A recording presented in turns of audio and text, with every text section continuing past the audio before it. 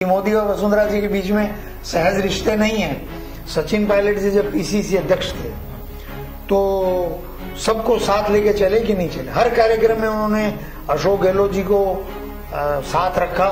मैं समझता हूँ परिपक्व लोग वही हैं जो राजनीतिक अदावत की कीमत पर अपनी पार्टी का नुकसान नहीं पहुंचाए। नमस्कार, मैं हूं आपके साथ प्रदीप आजाद और इस खास पेशकश में आपका स्वागत है। दरअसल आज के इस कार्यक्रम में बात होगी कांग्रेस की और बात होगी कांग्रेस की भारत जोड़ो यात्रा की, जिसकी अगुवाई इस समय राहुल गांधी कर रहे हैं। लगभग एक महीना होने को आया है। पिछले 7 सितंबर से इस यात्रा का आगाज हुआ था और राजस्थान के भी दिग्गज नेता उसमें पहुंचे थे। लगातार यात्रा का दौर और उस यात्रा का जो मूल मकसद है वो ये है कि भारत जोड़ो यात्रा, यानी जैसा कि नाम से भी क्लियर होता है कि भारत को एकजुट करना है, भारत के हिंदुस्तान के लोगों को एकजुट करना है। और यही संदेश देते हुए राहुल गांधी अपनी यात्रा को लगातार जारी रखे हुए हैं। तमाम जिस भी रास्ते से निकलते हैं तो वहां के लोकल लीडर्स, वहां के तमाम कांग्रेसी लीडर्स, कांग्रेसी कार्यकर्ता और आम पब्लिक में भी जो एक रुझान जो देखा जाता है वो भी काफी मायने रखता है। चर्चा इस मुद्दे पर भी होगी और उसके बाद हम चर्चा करेंगे राजस्थान की सियासत पर भी, क्योंकि उसका ताल्लुक भी दिल्ली से जुड़ा है।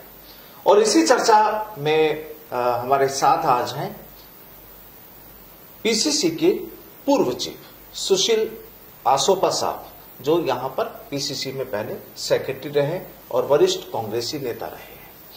आसोपा साहब, सबसे पहले अगर हम शुरुआत करें, चूंकि हमने राहुल गांधी की यात्रा के कार्यक्रम से शुरुआत की है, तो एक तो लगभग एक महीना होने को आया है, तो सवाल ये कि एक तो एक महीने में कितना तो भारत जुड़ पाया है, कितनी यात्रा उनकी पॉजिटिव रही है, क्या चीजें नहीं है, फिर हम राजस्थान पे बात करेंगे। देखिए, इस देश में पिछले 8 सालों से केंद्र में जो सरकार सत्ता में है उसकी जो नीतियां हैं और उसकी जो कार्यप्रणाली है और उसका जो दोहरा चरित्र है, उसकी वजह से पूरे देश में एक बिखराव की स्थिति आ रखी है। और बिखराव की स्थिति अलग अलग मायनों में देखने में आ रही है। आर्थिक असमानता बढ़ गई, अमीर और गरीब की खाई बढ़ गई, जिससे आम आदमी का जो जीना दुभर हो गया। सामाजिक असमानता बढ़ गई कि समाज में दुराव पैदा हो रहा है क्षेत्रवाद की वजह से, राज्यों के आपस में तनाव की वजह से, और केंद्र सरकार की जो भाजपा की जो कार्यप्रणाली है, जो सोच है, जो असली उनका चेहरा है, उसकी वजह से लोगों में तनाव है। और एक सामाजिक तनाव ऐसा है, ताना बाना जो सोशल मीडिया के थ्रू और मीडिया में उनके जो लोग जिस प्रकार की बातें करते हैं उससे एक तनाव है सामाजिक। और तीसरी बात है एक सांस्कृतिक, वो ये कि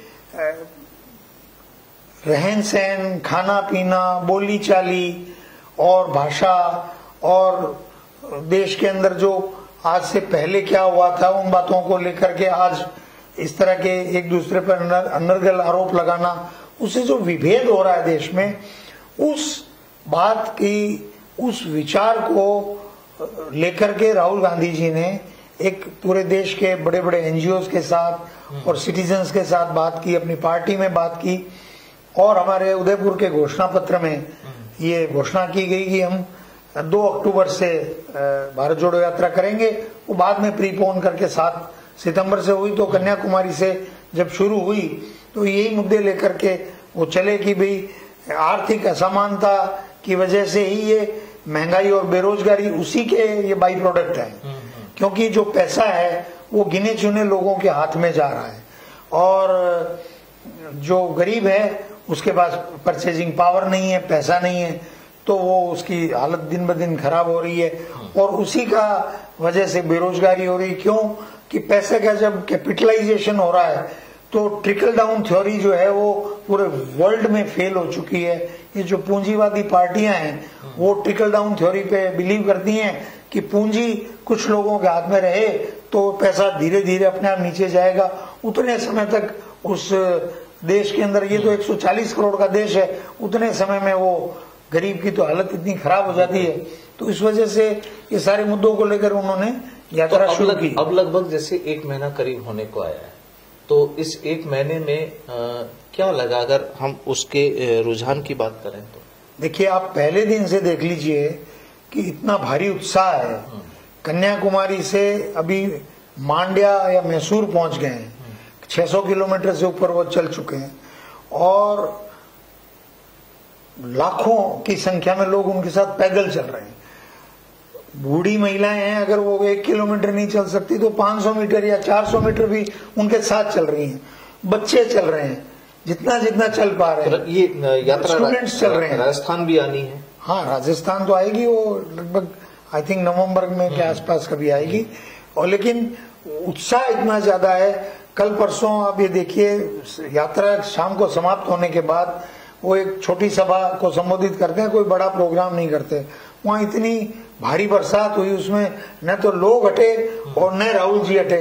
और राहुल जी ने, और वो एक तरह से हीरो ऑफ द कंट्री। मुझे ऐसा लगता है कि ये देश उनके साथ, खुद के साथ इंसाफ करेगा, क्योंकि राहुल गांधी जी एक ऐसे नेता के रूप में उभर रहे हैं कि जो उनके साथ कुप्रचार किया गया उसको अल्टीमेटली ये देश ऑब्जर्व करता है और उनके साथ न्याय करेगा कि ये व्यक्ति है जो इतने सालों से तानाशाही सरकार, पूंजीवादी सरकार, वरना आप देखिए आज ये अर्थ युग है, उसमें कोई नेता इतनी हिम्मत कर सकता है देश के 2 सबसे बड़े पूंजीपतियों को खुली चुनौती दे रहे हैं, भैया मोदी जी आप सारा पैसा उनके पास भेज रहे हैं। और उसका एक, मैं आपको, आपकी इजाजत हो तो आधा मिनट में एक एग्जांपल देता हूं। नोटबंदी लागू की मोदी जी ने, उस समय कैश इन रोटेशन जो था आरबीआई का, वो 16 लाख करोड़ था। आज कैश इन रोटेशन कितना है? 31 लाख करोड़। जबकि कहते ही हैं कि डिजिटल इंडिया हो गया। अब 15 लाख करोड़ रुपया 70 साल में 16 लाख करोड़ रुपया रोटेशन में था कैश, जो 8 साल में बढ़ के हो गया, 6 साल 2016 से करें तो 6 साल में बढ़ के हो गया 31 लाख करोड़। और अडानी साहब की कंपनी पे कर्ज है लगभग 3 लाख करोड़।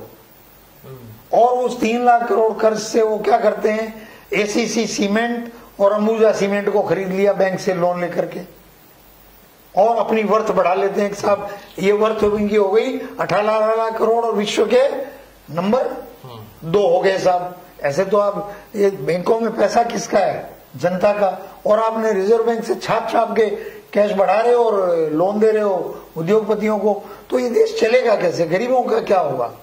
मध्यम वर्ग का क्या होगा? इन्हीं तमाम मकसद को लेकर जो राहुल गांधी की यात्रा है, जाहिर सी बात है आने वाले वक्त में राजस्थान भी आएगी जी। और जब राजस्थान की चर्चा करते हैं तो अब जो मुद्दा है राजस्थान की चर्चा, सियासी चर्चा पर भी इस समय जो माहौल बना हुआ है, तमाम जो चीजें, पूरा जो दृश्य है, जो तस्वीरें पूरे राजस्थान के आम आवाम देख रहे हैं, आपको क्या लगता है कि क्या यहाँ पर चल रहा है इस समय?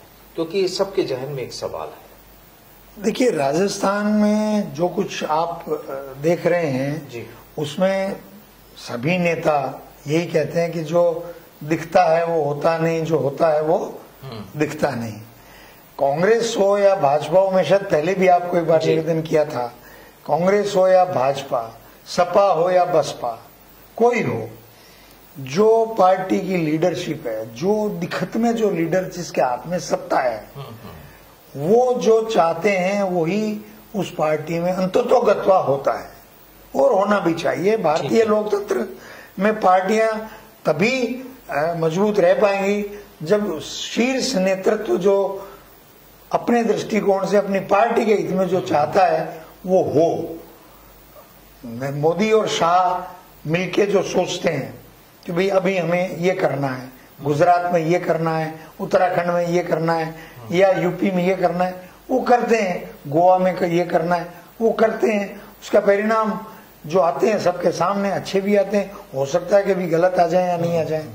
तो ऐसे ही कांग्रेस में सोनिया गांधी जी और राहुल गांधी जी जो करते आए हैं और जो आगे करेंगे, निश्चित रूप से वैसा ही सबको मैं ऐसा मान के चलता हूं, आम कांग्रेसी भी यही मान के चलता है कि वैसा ही होना चाहिए, तभी पार्टी मजबूत रहेगी, एकजुट रहेगी। लेकिन यहाँ जो चीजें जो तैयार हो रही हैं, अभी हाल ही में जिस तरीके से हाईकमान स्तर पर भी ये चीजें आई थी कि बयानबाजियां और ये ना हो, लेकिन अब पब्लिक डोमेन में खुलकर मंत्री वगैरह भी अपनी बात कर रहे हैं, और यहाँ पर जो अशोक गहलोत और सचिन पायलट को लेकर भी जो राजस्थान में पिछले 4 सालों से जो शुरुआती एक चीज चल रही है, उसको देखते हुए अगर क्या जो पूरी कहानी है उसको देखते हुए क्या कहेंगे फिर आप?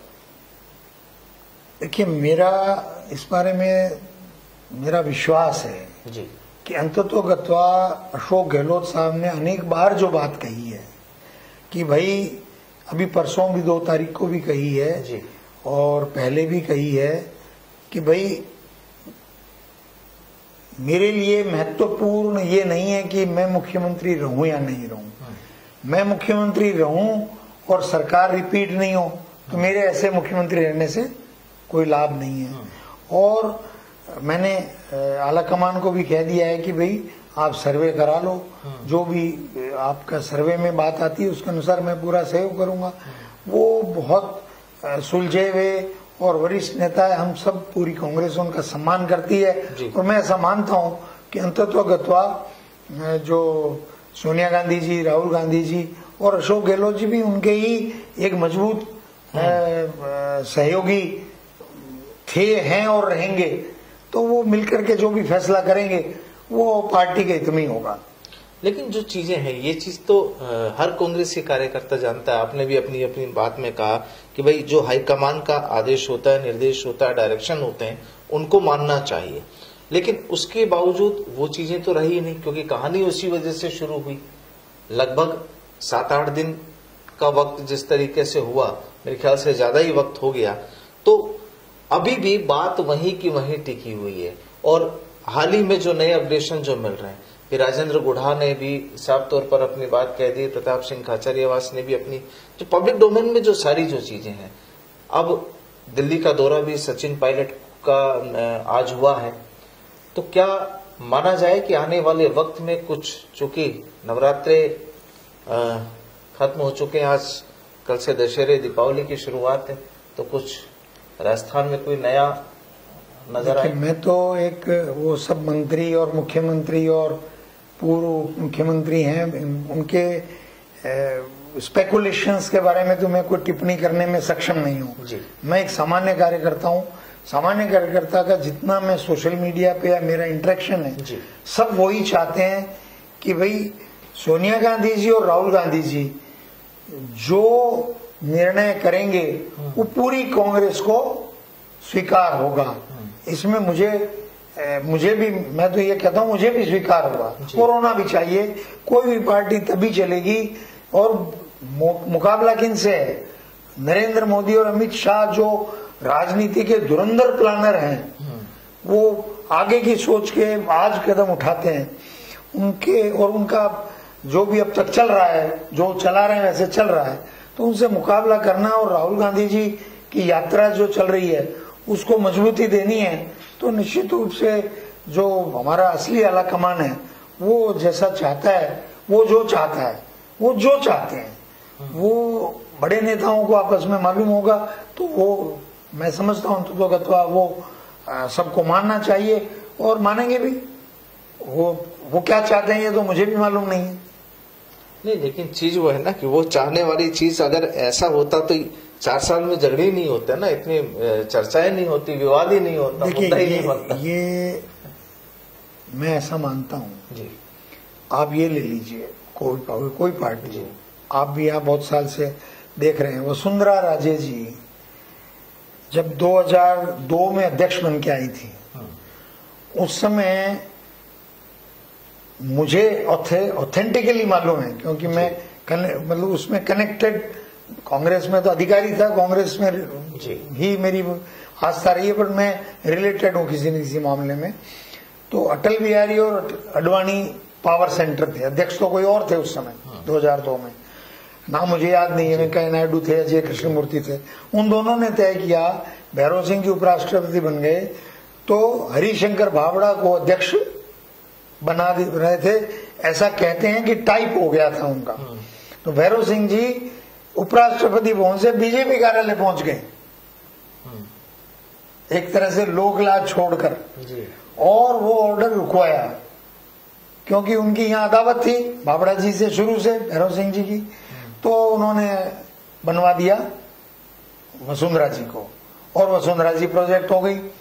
तो वसुंधरा जी ने यहाँ आके क्या क्या नहीं किया। ललित जी साष्टांग हो गए थे उनके सामने, बाबड़ा जी नहीं हुए, विरोध किए करते रहे, बाबड़ा जी भी हार गए और ललित जी भी हार गए।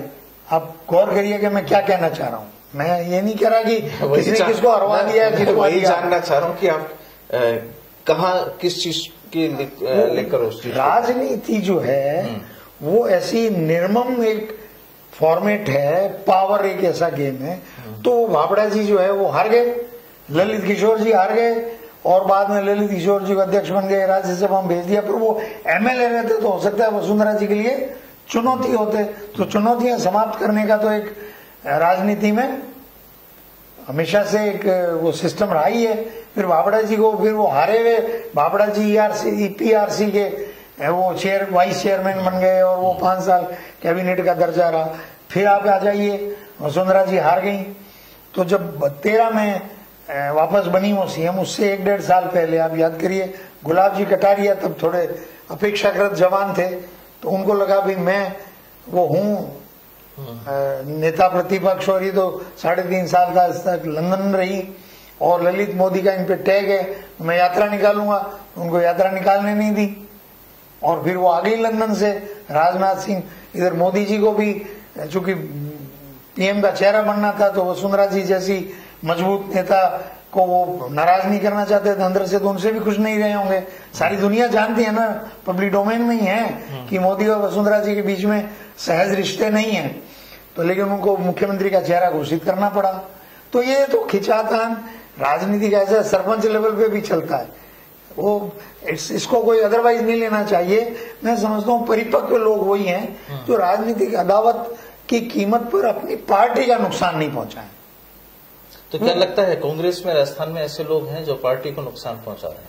नहीं, कोई हो, मैं कांग्रेस, भाजपा, सपा, बसपा, सीपीएम किसी की बात नहीं करता जी, क्योंकि इसमें मैं ये नहीं, कांग्रेस में बात बताई है, सचिन पायलट जी जब पीसीसी अध्यक्ष थे तो सबको साथ लेके चले कि नहीं चले। हर कार्यक्रम में उन्होंने अशोक गहलोत जी को साथ रखा, और उनके बिल्कुल किसी भी यहाँ के जयपुर के प्रोग्राम्स में ले लीजिए, वो तो थोड़े बुजुर्ग हो गए, तो ठीक है, हनुमानगढ़ की 10 किलोमीटर पद यात्रा में वो नहीं चल सकते थे, या 100 किलोमीटर की पद यात्रा 12 झालावाड़ में, वो बुजुर्ग हैं इसलिए नहीं चल सकते थे।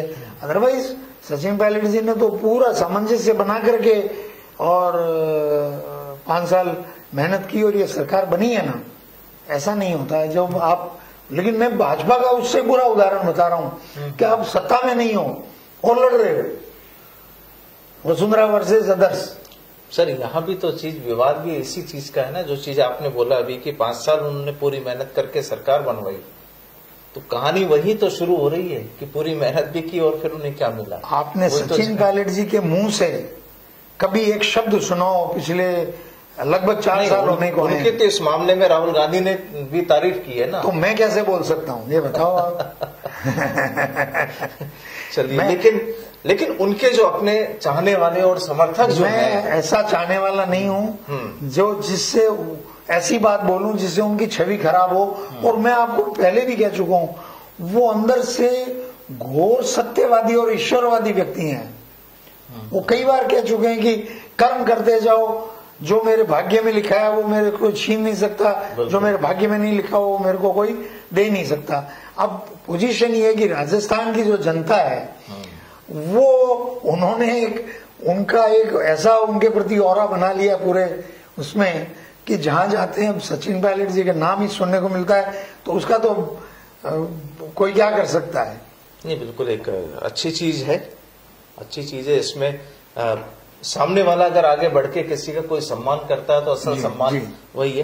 बहरहाल देखिए, कुल मिलाकर बात 2 मुद्दों पर यहां पर हुई, राहुल गांधी की भारत जोड़ो यात्रा और राजस्थान की राजनीति। सीधे तौर पर भारत जोड़ो यात्रा में जो भी हिंदुस्तान में पब्लिक को परेशानी या जो विभिन्न मुद्दे हैं और केंद्र के खिलाफ जो केंद्र की जो नीतियां हैं, उनकी जो गलत जो नीतियां मानी जाती है कांग्रेस की ओर से, उन्हीं मुद्दों को लेकर तो ये यात्रा। और उसके बाद अगर आते हैं राजस्थान की राजनीति पर, तो यहां पर सीधी सी कहानी, बिल्कुल काफी वरिष्ठ नेता हैं आसोपा साहब भी, और इस चीज को हो सकता है चाहे ये खुद ना कह पाए, लेकिन जो पब्लिक डोमेन में जो चीजें नजर आती हैं, जो बातें नजर आती हैं, और राजस्थान की जनता भी उन्हें बखूबी देखती है, जानती है, पहचानती है, तो जाहिर सी बात है कि बस लगता यही है कि सभी को शायद यहां पर इंतजार है कि अब नवरात्रे भी निपट गए, कल दशहरा भी है, और उसके 20वें दिन दीपावली की रोशनी भी यहां पर होगी। तो कहानी अब अगले कुछ दिनों में क्या होती है, इंतजार इसी बात का है। बहरहाल बहुत बहुत शुक्रिया आसोपा साहब हमसे बातचीत के लिए। Thank you. आज के लिए फिलहाल इतना ही। नमस्कार।